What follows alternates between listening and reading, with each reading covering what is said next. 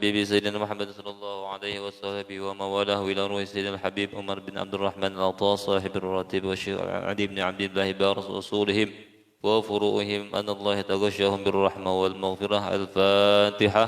أعوذ بالله من الشيطان الرجيم.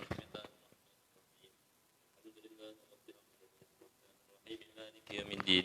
إياك نعبد وإياك نستعين. اهدنا الصراط المستقيم صراط الذين أنعمت عليهم غير المغضوب عليهم ولا الضالين. آمين. أعوذ بالله السميع العليم من الشيطان الرجيم. أعوذ بالله السميع العليم من الشيطان الرجيم. أعوذ بالله السميع العليم من الشيطان الرجيم. لو أنزلنا هذا القرآن على جبل لرأيته خاشعا متصدعا من خشية الله. وتلك الأمثال نضربها للناس لعلهم يتفكرون. هو الله الذي لا إله إلا هو عالم الغيب والشهادة هو الرحمن الرحيم. هو الله الذي لا إله إلا هو الملك القدوس السلام المؤمن المهيمن العزيز الجبار المتكبر. سبحان الله عما يشركون. هو الله الخالق البارئ المصور له الأسماء الحسنى يسبح له ما في السماوات والأرض وهو العزيز الحكيم. أعوذ بالله السميع العليم من الشيطان الرجيم. أعوذ بالله السميع العليم من الشيطان الرجيم. أعوذ بالله السميع العليم من الشيطان الرجيم. أعوذ بكلمات الله التامات من شر ما خلق. أعوذ بكلمات الله التامات من شر ما خلق. أعوذ بكلمات الله التامات من شر ما خلق. بسم الله الذي لا يضر مع اسمه شيء في الأرض ولا في السماء وهو السميع العليم. بسم الله الذي لا يضر مع اسمه شيء في الأرض ولا في السماء وهو السميع العليم. بسم الله الذي لا يضر مع اسمه شيء في الأرض ولا في السماء وهو السميع العليم. بسم الله الرحمن الرحيم. ولا حول ولا قوة إلا بالله العلي العظيم.